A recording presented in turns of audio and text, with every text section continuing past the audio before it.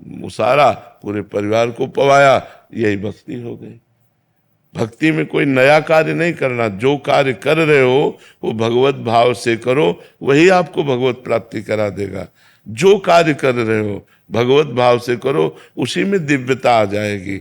बस ये है कि नाम जप बड़ा कठिन है निरंतर चलाना। आप देखो, नाम जप अंदर ही अंदर निरंतर चलाना बड़ा कठिन, सबसे कठिन काम विश्व में निरंतर नाम जप चलाना है। ये हमारा अनुभव है, अपना अनुभव है, क्योंकि अब हम दिन भर इसी में तो लगे। निरंतर इसको चलाना कि हम 8 घंटे 10 घंटे बिना विस्मरण किए नाम चल रहा है, ये बहुत कठिन कार्य है। और इसी से भगवत प्राप्ति हो जाएगी।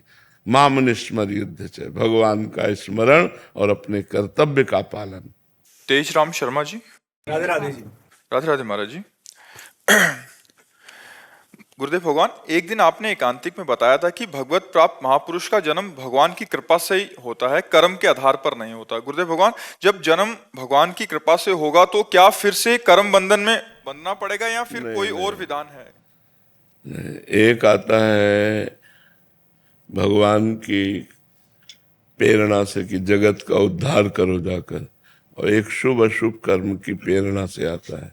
तो जो महापुरुष आते हैं उनसे पाप तो बनता नहीं, और जो कल्याण होता है भगवान की आज्ञा से आए थे, तो उनका कोई कर्म नहीं बनता। तो अगला उनका जन्म कर्म के अनुसार होना नहीं, तो आए हैं सिर्फ जगत मंगल करने के लिए।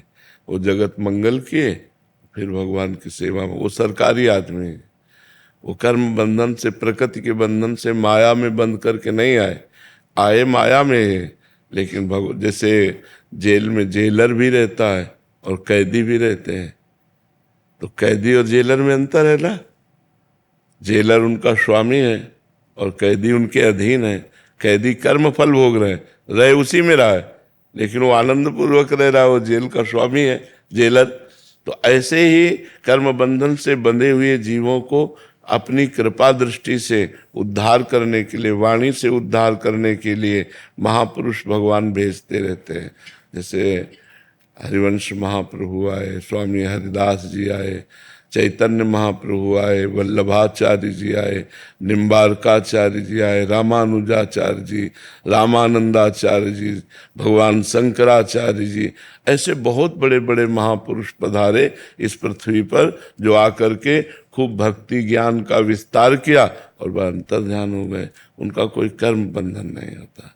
समझ किसका प्रश्न है, समझ रहे ना? हाँ, उनका कोई कर्म बंधन नहीं होता। उनके द्वारा जो जगत कल्याण होता है वो भगवान की आज्ञा का पालन होता है, वो कर्म बंधन नहीं होता है। गुरुदेव, जैसे वो कर्म वगैरह करेंगे वहां पर, जो भाई है बहन है वो सब आएंगे, तो उनसे बिल्कुल विमुख रहेंगे। हाँ, अंदर से किसी से कोई संबंध नहीं रहेगा। देखो चैतन्य महाप्रभु की देखो, वृद्धा माँ है और भी नवीन बहू विष्णु प्रिया जी हैं। घर में कोई पानी लाने वाला भी नहीं बाहर कुआं से, और वैराग्य धारण कर लिया। किसी से कोई मोह नहीं, किसी से कोई राग नहीं। महात्मा बुद्ध की देखो, नवजात शिशु, नवीन पत्नी, राजकुमार, सारा वैभव छोड़ करके चले गए। सब महापुरुष राग रहित होते हैं, उनका किसी संबंध नहीं होता।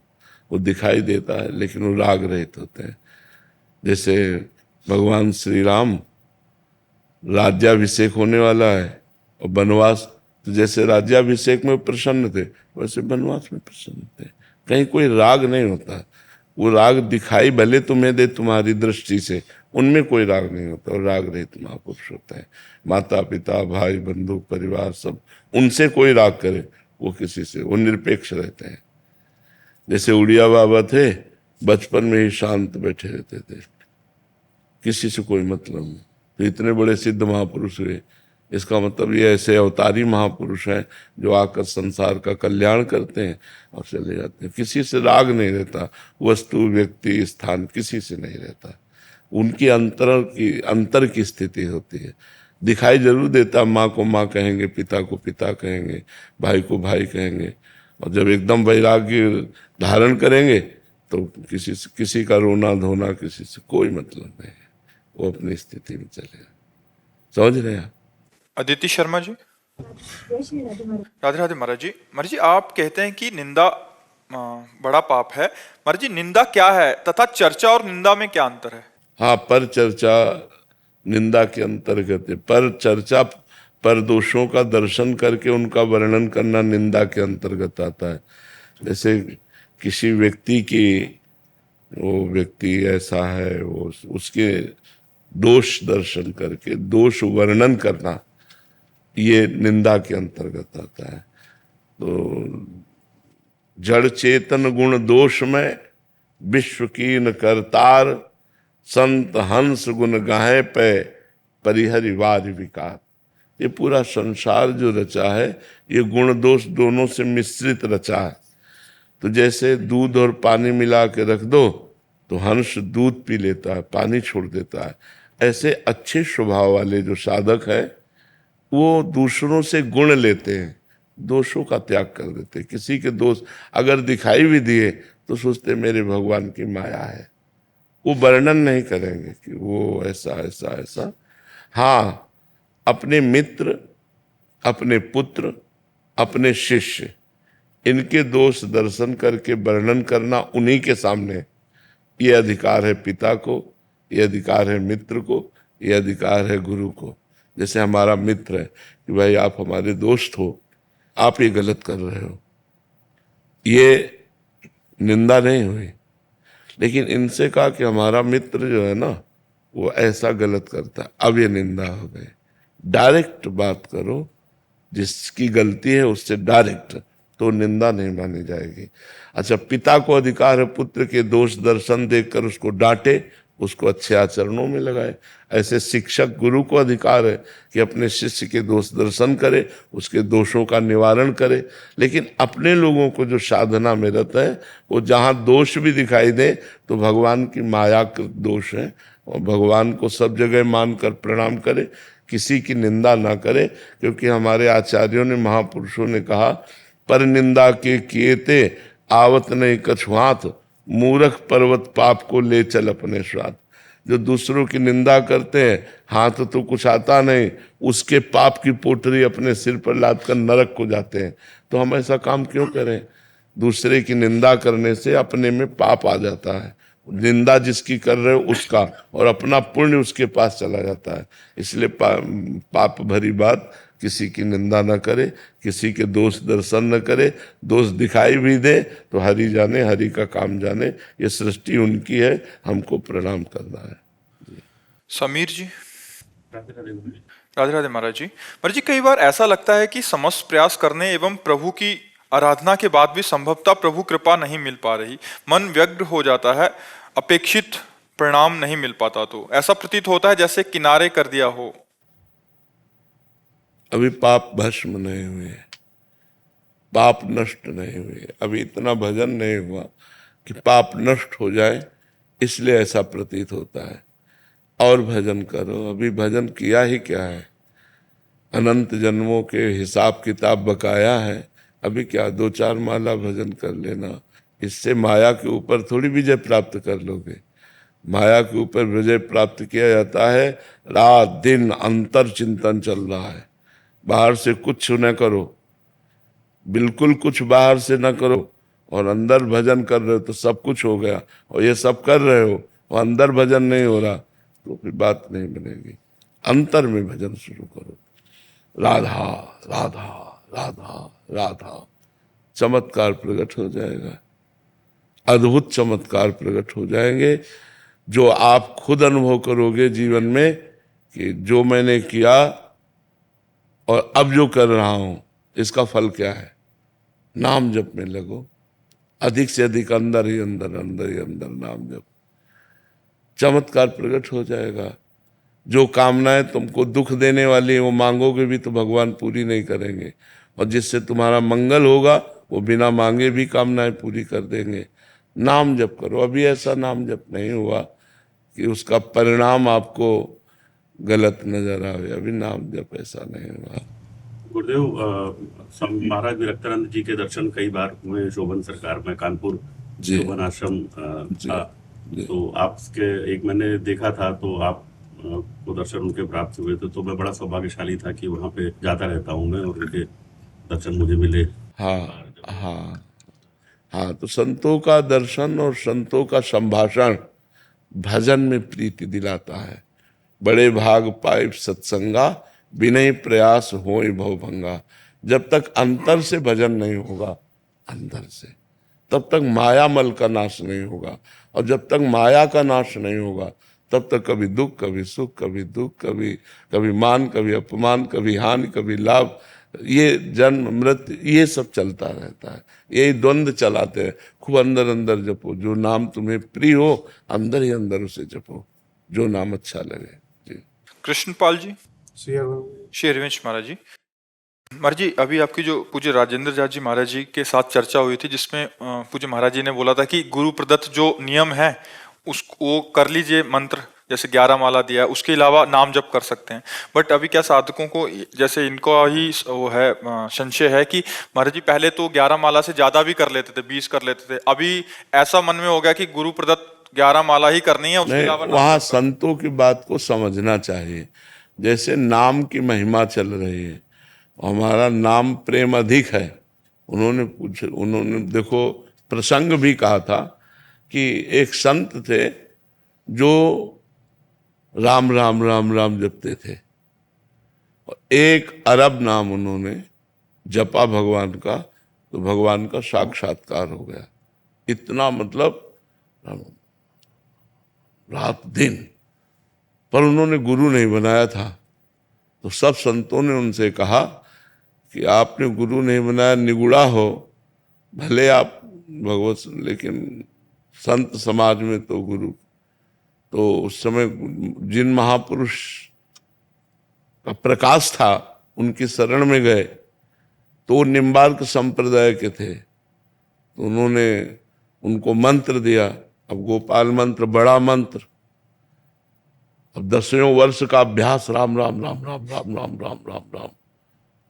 तो रो पड़े चरण पकड़ करके, महाराज जी अब हमारा अभ्यास तो राम राम का है, और गुरु मंत्र आप इतना बड़ा दिए हो, अब वो कैसे चल पाएगा, क्योंकि हम राम राम छोड़ना भी चाहे तो नहीं छोड़ सकते, वो हमारे बस गया।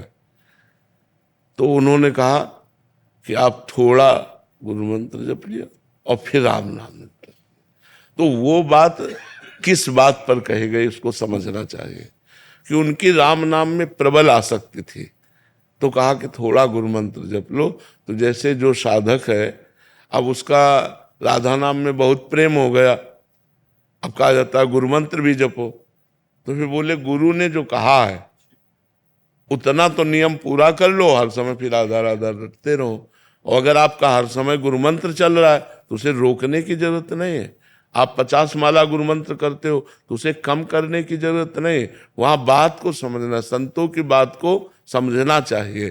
तो वहां वो बात कही गई कि अगर बिल्कुल आपके नाम में रति दृढ़ हो रही है, तो आप अपने गुरु ने जो नियम दिया है उन नियम को तो पूरा ही कर लो। मान लो गुरु ने कहा 11 माला, 21 माला, तो वो माला हम करेंगे, फिर हर समय नाम जप करेंगे। कभी कभी साधक जैसे गुरुजन मंत्र की महिमा गाते थे कि मंत्र, बिना मंत्र के निकुंज का वो नहीं मिलेगा, पास नहीं मिलेगा, तो फिर मंत्र में रुचि हो जाती है। मतलब ऐसा लगता है यार नाम छोड़ के मंत्र को ज्यादा करना चाहिए, कभी नाम में रुचि हो जाती है। साधक की एक कोटि होती है। जब आप अच्छी साधना में पहुंचोगे तो आप गुरुमंत्र में ही टिक जाओगे। अधिक समय गुरुमंत्र में ही आपकी स्थिति रहेगी, क्योंकि गुरुमंत्र ही स्वरूप संबंध प्रकाशित करता है। नाम जप की कृपा से गुरुमंत्र मिलता है, और गुरुमंत्र की कृपा से स्वरूप संबंध, सेवा संबंध, जो हमारा प्रिय दास्य भाव, वात्सल्य भाव, सख्य भाव, गोपी भाव, सहचरी भाव संबंध जो है वो मंत्र से प्रकट होता है। अभी ये बात सुन लेंगे तो कोई कुछ साधक हैं 1-1 लाख नाम जप करते हैं, अभी वो हमारे पास फिर आते हैं, बाबा अभी महाराज जी ने बोल दिया, अभी दिमाग में वही घूम रहा है। हाँ, तो बात समझना पड़ेगा ना। अगर मंत्र में बिल्कुल तुम्हारी रुचि नहीं है और नाम में रुचि है, तो आप 11 माला मंत्र कर लीजिए और निरंतर नाम कीजिए। बात और बराबर अगर रहेगी। हाँ बिल्कुल बात वैसे ही बनेगी। और अगर आपको रुचि हो रही तो फिर गुरु आज्ञा का पालन करके निरंतर मंत्र में चलो। अपवित्र दशा में केवल नाम जप करो और पवित्र दशा में गुरु मंत्र जप करो, आपका कल्याण हो। उसमें ना फिर क्या होता है महाराज जी, नाम को छोड़ के मंत्र में गए, अब मंत्र में कुछ दिन बाद दिन नहीं लगा, फिर ना इधर के रहे ना उधर के हाँ रहे, नहीं, ऐसे हो ऐसा रहा है नहीं, महाराज। ऐसा नहीं। और फिर बाद में आते हैं कि पहले तो नाम तो 50,000 हो जाता था, अभी मंत्र को प्रयास किया बट मंत्र अभी 15 या हाँ 20 माला से बस 15-20 माला कर लो और वह निरंतर नाम जप करो। हाँ उसी से मंगल हो जाएगा। विजेता जी दिल्ली से। शेरवंश महाराज जी, गुरुदेव भगवान, इस मृत्यु लोक में आने के बाद जिन जिन से हमारा रिश्ता बनता है, जो दुख या सुख प्राप्त होता है, उन आत्माओं द्वारा वो क्या पुनर्जन्म का रिश्ता या पूर्व जन्म का रिश्ता होता है? पूर्वजन्म का प्रारब्ध कर्म होता है। जहां हमारा जैसा कर्म है वो आकर के सुख या दुख हमको देगा। अब जैसे कर्म बिगड़ा हुआ है तो रूप में तो आएगा, लेकिन पूरे जीवन आपको क्लेश देता रहेगा। वो ऐसे आचरण करेगा कि आपको क्लेश होगा, वो आपको मारेगा, आपको गाली देगा, आपकी संपत्ति का नाश करेगा। आया पुत्र रूप में ही है, लेकिन हमारा कर्म है जो हमको दुख देने आया है, तो पुत्र रूप में आया है। ऐसे ही सुख रूप में आया है, विनम्रता, बड़ा प्यार, पूरे जीवन भर ऐसे आचरण जिससे देख देख करके सुख हो, वो कर्म। को न काहू के सुख दुख कर दाता, निज कृत कर्म भोग सुन भ्राता। हे भाई, कोई किसी को सुख दुख नहीं देता, अपना कर्म ही सुख दुख देता है। वही उनके दिमाग में सवार होकर ऐसा बोलेगा, हमें सुख होगा, वही ऐसा बोलेगा, हमें दुख होगा। हमारा कर्म ही हमको सुख दुख देता है। तो इसलिए हमें ये जन्म जो है राग रहित हो करके, ममता रहित हो करके, सारा ममता सारा अनुराग भगवान के चरणों में समर्पित कर दें और नाम जप करें और सबसे अच्छा व्यवहार करें। अपने पराये का भेद न रखें, सब में भगवान विराजमान है। ये अपने पराये छोटे छोटे घरों में अपने को बांट ले, ये सब अज्ञान की बातें हैं। गुरुदेव भगवान, लेकिन मेरा व्यवहार सबके साथ अच्छा होता, लेकिन प्यार और इज्जत के लिए हमेशा तरसती हूँ। मेरा व्यवहार तो सबके लिए अच्छा होता है, बट सामने से प्यार और इज्जत के लिए मैं हमेशा तरसती रहती हूँ। नहीं, इसकी कोई जरूरत नहीं है। दुखी हो जाओगी, परमार्थ में नहीं चल पाओगी। तुम्हें कोई प्यार दे संसार में, तुम्हें कोई सम्मान दे संसार में, ऐसी आकांक्षा रखना बिल्कुल गलत आकांक्षा है। ये घोर विष की पान करने की वृत्ति है। सम्मानम कल्याति घोर गरलम नीचापमानम शुद्धा। मैं तुम्हारे साथ अच्छा करूंगा और तुम हमारे साथ अगर गलत करोगे तो भी मैं तुम्हारे साथ अच्छा करूंगा। मैं आकांक्षा नहीं रखता कि आप मुझे सम्मान दें या हमें वाहवाही करें, इसलिए मैं नहीं करता। मैं आपके साथ अच्छा व्यवहार इसलिए करता हूँ कि मेरे भगवान आपके हृदय में वास करते हैं। अगर आप सम्मान, इज्जत का मतलब सम्मान ही होता है। अगर आप सम्मान चाहती हैं, आप उधर से अनुकूल बात चाहती हैं, को आपके अनुकूल चले, वो आपको सम्मान दे, तो ये मायाकृत बात है। इसमें आपको दुख होगा, जलन होगी, आप अच्छा करना भी छोड़ देंगे। अच्छा करके दूसरे से सम्मान चाहना, दूसरे से अनुकूलता चाहना, यह अज्ञान की बात है, परमार्थ की बात नहीं। परमार्थ की बात यह है कि अच्छा करके, यदि सामने वाला बुरा हमारे साथ व्यवहार करता है तो भी हम अच्छा करेंगे, क्योंकि हम उसके लिए नहीं कर रहे, हम भगवान के लिए कर रहे हैं। वो व्यक्ति अपने स्वभाव से हमें गाली दे रहा है, लेकिन अगर अवसर आया तो सबसे पहले हम दौड़कर उसका सहयोग करेंगे। ऐसी भावना होनी चाहिए। ये परमार्थ है। स्वार्थ और परमार्थ में अंतर होता है। आपकी जो बात है वो स्वार्थ युक्त है। आप स्वार्थ रखते हैं कि हम इसको पानी पिलाए तो धन्यवाद हमें बोले, ये बात ठीक नहीं है, ये स्वार्थ युक्त है। परमार्थ ऐसा आदेश नहीं करता। परमार्थ आदेश करता है नेकी कर दरिया में डाल। अच्छा किया और परमात्मा के लिए समर्पित कर दिया, तुम हमारे साथ उसके बदले में क्या व्यवहार करते हो, हमें उससे कोई मतलब नहीं है। अगर आप परमार्थ में चलना चाहती है तो इस बात को स्वीकार करें, क्योंकि दुखों का नाश करने वाला परमार्थ ही, अध्यात्म ही है। स्वार्थ में तो दुख ही दुख है। ये पक्की बात समझ लीजिए कि जिसको आप सहयोग करेंगी, अधिक से अधिक जिसको आप प्यार देंगी, सम्मान देंगी, दुलार करेंगी, वही ऐसा आचरण करेगा कि आपका हृदय जलेगा। अगर आप सम्मान और इज्जत चाहती हैं तो परमार्थ पे फिर चलना बड़ा कठिन हो जाएगा, क्योंकि संसार प्रतिकूल व्यवहार करता है। हमको हंस के प्रतिकूलता को टाल करके आगे बढ़ना है। अगर हम इसी अनुकूलता प्रतिकूलता में स्थित रहे तो क्षमता को कैसे प्राप्त होंगे, कैसे भगवान के चरणों तक हम पहुंचेंगे। ये मार्ग बड़ा चढ़ने वाला है, ऊर्ध्वगामी मार्ग है। ये मार्ग ऊर्ध्व है, ये अधो मार्ग है। तो अधो मार्ग की तरफ मत चलो, ऊर्ध्व मार्ग, स्वार्थ की तरफ मत चलो, परमार्थ की तरफ चलो। डॉक्टर हेतल कसराना जी। राधा वल्लभ श्री हरिवंश। राधे राधे महाराज जी। महाराज जी, मैं डॉक्टर हूँ। कभी कभी पेशेंट को उनकी गंभीर बीमारी के बारे में बताना पड़ता है और वो सुनकर पेशेंट रोने लगता है, तो क्या मुझे किसी का दिल दुखाने का अपराध लगेगा महाराज जी? नहीं, दिल दुखाने का अपराध तो नहीं लगेगा, लेकिन बहुत प्रवीणता पूर्वक वचन बोलने चाहिए, बहुत प्रवीणता पूर्वक वचन। पहली बात, यदि उस मरीज के पास कोई भी सेवा में है तो आपको मरीज से नहीं बताना है, उसके सेवा वालों को बताइए। और मरीज से बिल्कुल बात मत कीजिए कि उसको इस तरह की बात करके हम उसको एकदम दुख में डाल दें, ऐसा। अगर मरीज के पास कोई नहीं है और फिर डायरेक्ट आपको बताना है तो बहुत प्यार भरे और उत्साह भरे शब्दों में, वैसे तो आपकी रिपोर्ट में कैंसर आया लेकिन कोई खास बात नहीं है, आप बिल्कुल ठीक हो जाएंगे, बस थोड़ा सा समय लगेगा, आप निश्चिंत रहिए। मतलब वो चाहे कल मर जाए, लेकिन आपको तुरंत ऐसा उसको दुखी नहीं करना है। सबसे बड़ी औषधि होती है वचन। अच्छा, ये तो बिल्कुल नॉर्मल सी बात है, आप बिल्कुल ठीक हो। ओ, सुन के मरीज को अच्छा लगता है कि अच्छा डॉक्टर मिल गया, मतलब अब हमारा रोग नष्ट हो जाएगा।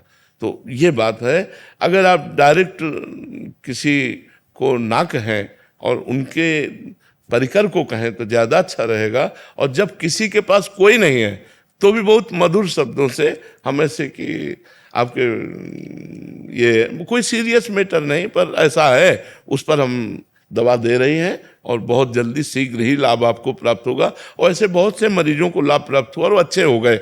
ऐसा कर, भले वो कल मर जाए, लेकिन हमको मधुर वचनों से बोलना है और अच्छी औषधि का सेवन करना है।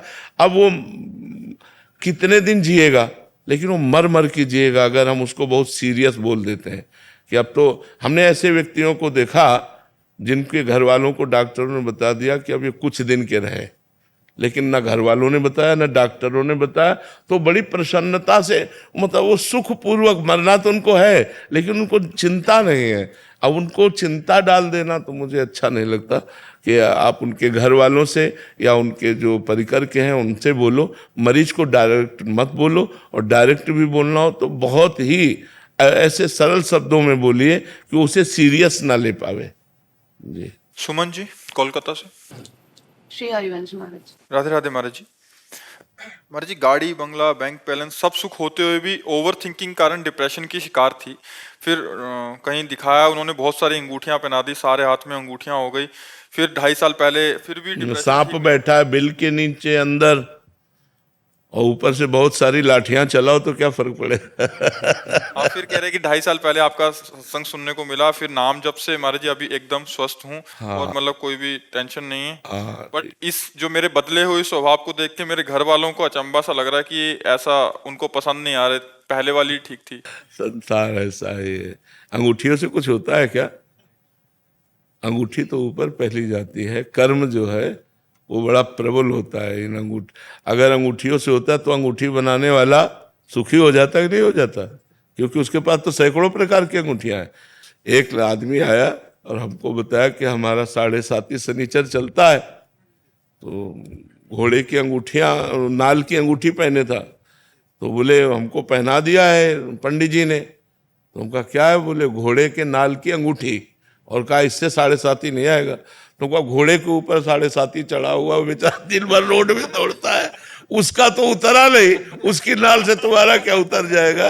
अरे घोड़े की तो खुद दुर्गति हो रही है, वो बेचारा लाद लाद करके परेशान है। ये मनुष्यों की बुद्धि मायाप्रीत है, माया ने अपहरण कर लिया है। नहीं, खुला मार्ग है, मामे वे प्रपद्यन्ते माया में ताम तरन्ते थे।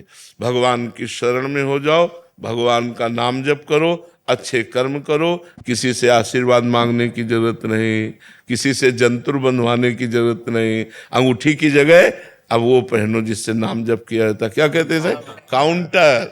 काउंटर करो, एनकाउंटर कर दो सब तुम्हारे जितने दुख है, जितने दुख हैं, जितनी विपत्तियां है, उनका एनकाउंटर कर दो काउंटर के द्वारा। राधा राधा राधा राधा राधा राधा। दुकानदारी बंद हो जाएगी हमारी।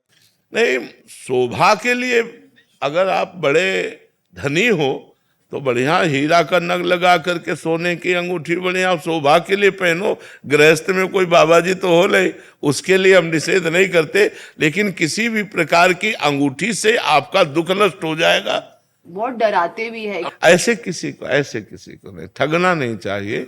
किसी भी धातु में तुम्हारे प्रारब्ध को नष्ट करने की सामर्थ्य नहीं है, ये बात पक्की समझ लो। प्रारब्ध भोग भोगना ही होता है। अगर वो कुछ कट सकता है तो भगवान काट सकते हैं। हम भगवान से प्रार्थना करें, हम भगवान का नाम जप करें, तो ऐसा हो सकता है कि 1 किलो का प्रारब्ध 100 ग्राम में निपट जाए, लेकिन आएगा। प्रारब्ध नहीं कोई काट सकता, ऐसा नहीं। और ये मत सोचो भगवान की शरण में हो तुम्हारा कोई बाल बांका नहीं कर सकता। देखो, सब कुछ होते हुए भी हमारी दिनचर्या चल रही ना, भीषण कष्ट होते हुए भी हमारी दिनचर्या चल रही है। तो हमें तुम लोगों को सब स्पष्ट वर्णन करते हैं कि जो कर्म प्रारब्ध बन गया है वो भोगना पड़ेगा।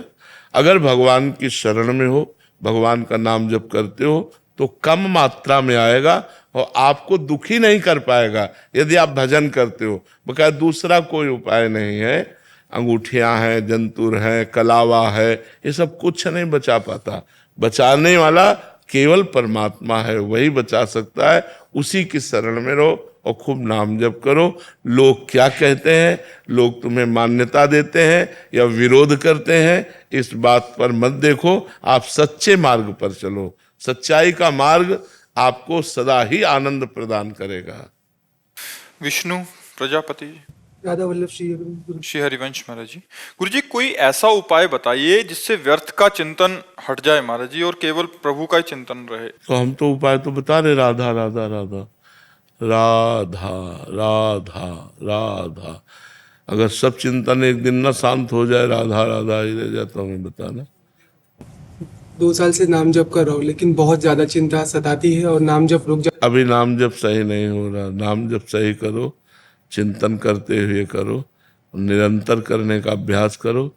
चिंता नहीं होनी चाहिए, कार्य का चिंतन होता है। जैसे हमको जो भाई व्यापार करते हैं, नौकरी करते हैं, तो अपने कार्य का चिंतन तो होगा कि मुझे ऐसे से ऐसे ऐसे से ऐसे ये करना है, ये करना है, ये करना है, लेकिन वो उसे डिस्टर्ब थोड़ी होगा।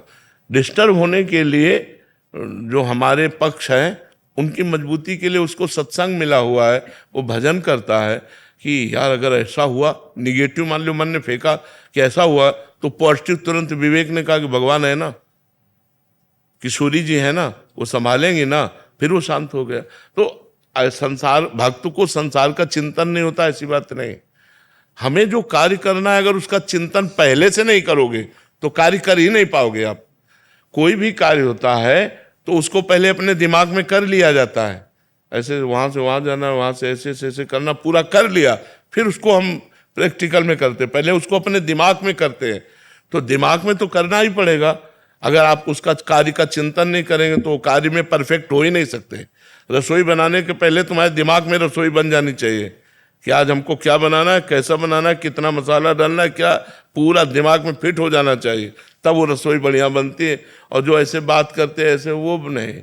कोई भी कार्य करना है बड़ी एकाग्रता से करो, उसका चिंतन करके पहले कार्य को पूर्ण करो और फिर क्रिया में उसको उतारो, और वो सब कर्म भगवान को समर्पित कर दो, वही भक्ति बन गया।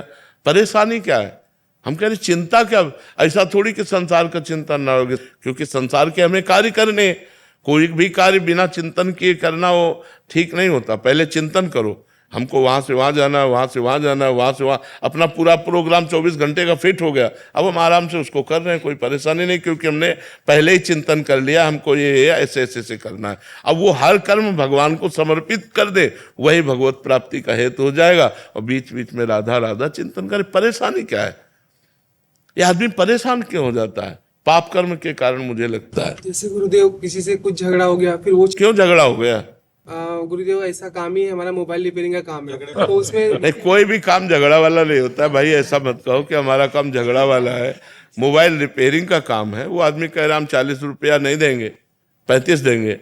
अब आप कहोगे हमारी वही मेहनत तो इसमें 40 रुपया है, अब आप देख लीजिए। और अगर 35 दे देता है, 20 दे देता है, तो अगर हम चुप हो जाते हैं तो हमें भगवान देगा, वो संभालेगा। भगवान कैसे देता है? आपको कैंसर होने वाला है, बचा लिया। लाखों खर्चा होने वाले थे, बच गए। तो ऐसे चला जाता है। भगवान के झगड़ा नहीं किया जाता। बहुत झूठ बोलना पड़ता है गुरुदेव। क्या झूठ बोलना पड़ेगा? कि गुरुदेव अगर 100 रुपए का कोई चीज हम लेके आए हैं, 100 रुपए की जगह पे हम 200 रुपया मुनाफा भी रख रहे हैं, तो गुरुदेव यहाँ पे मैं सही हूँ या गलत हूँ? फिर नहीं, मुनाफा, हम कह रहे हैं कि मुनाफा लेने के लिए ही व्यापार किया जाता है। लेकिन हम ये क्यों बताएं कि तुम्हें कसम से कह रहे हैं 300 रुपए की है? ये झूठ है, ये झूठ बोल रहे हैं।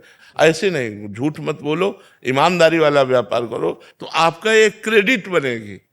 एक बेईमान आदमी की क्रेडिट बेईमान ही बनती है, ईमानदार आदमी की क्रेडिट ईमानदारी। और सबको ही जानता है व्यापार मुनाफे के लिए किया जाता है भाई। नौकर चाकर, मकान दुकान सब उसी से चल रहा है, तो मुनाफा नहीं लेगा तो चलेगा कैसे? तो आप मुनाफा लीजिए, जो उचित मुनाफा हो और अपनी मेहनत हो उसे उचित लीजिए। बेईमानी को घुसेड़ना अपने व्यापार में जरूरी थोड़ी है।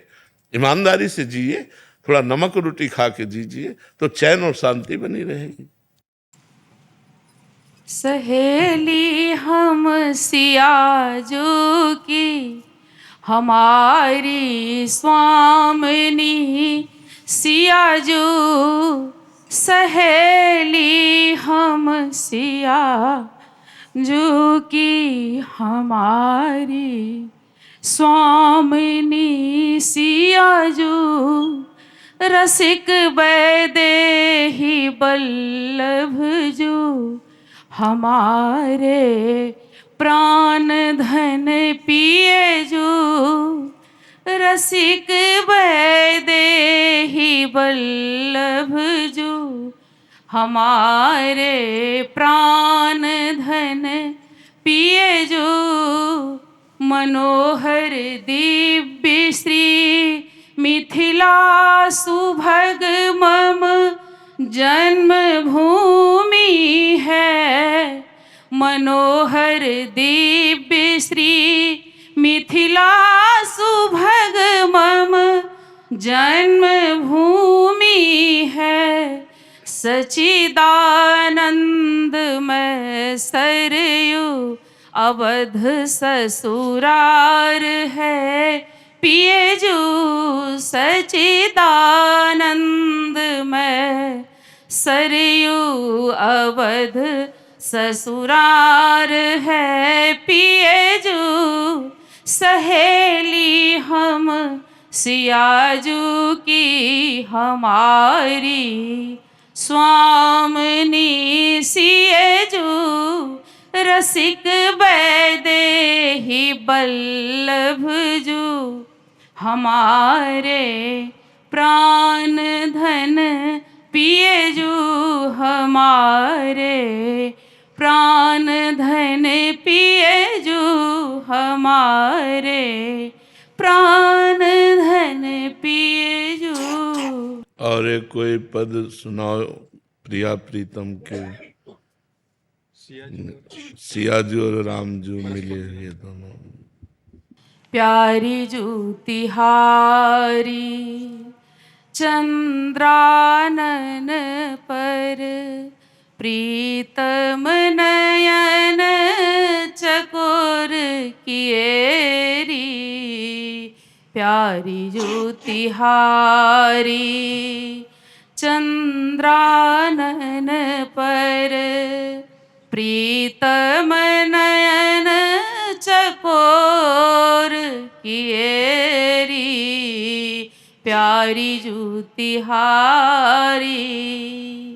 धन धन भाग सुहागिन तेरो, धन धन भाग सुहागिन तेरो, धन यह सुख सर सात हियरी, प्यारी जूतिहारी चंद्रानन पर, प्रीतम नयन चकोर किएरी, सिया अली है स्वाद महारस, सिया अली है स्वाद महारस, तेरी कृपा बिनु कौन पिएरी, तेरी कृपा बिनु कौन पिएरी, प्यारी जूतिहारी। सरकार पूज्य सदगुरुदेव श्री मामा जी महाराज का 2 लेन पद, उनका जो दुल्हा जी के प्रति भाव था वो मैं। अवध के दुलरुआ दुल्हा मिथिला में अइलै हो, अवध के दुलरुआ दुल्हा मिथिला में अइलै हो, मिथिला के अनुपम छवि के देखिते लोभैलै हो, मिथिला के अनुपम छवि के अइलै ते चंदा होके कीर्ति कमैलै हो, अइलै ते चंदा होके कीर्ति कमैलै हो, सिया के मुख चंद्र पर चकोर बनि गैलै हो, सिया के मुख चंद्र पर चकोर बनि गैलै हो, जन्म जन्म के इनकर सुकृत बटुड़ैलै हो, जनक के जमाई हो के सिए पिए कहैलै हो, जनक के जमाई हो के नेह निधि नारायण मन मन अगरैलै हो, नेह निधि नारायण मन मन अगरैलै हो, सरल सुलभ जीजा ऐसन केकरा सुलभ भैलै हो, मधुर सरस जीजा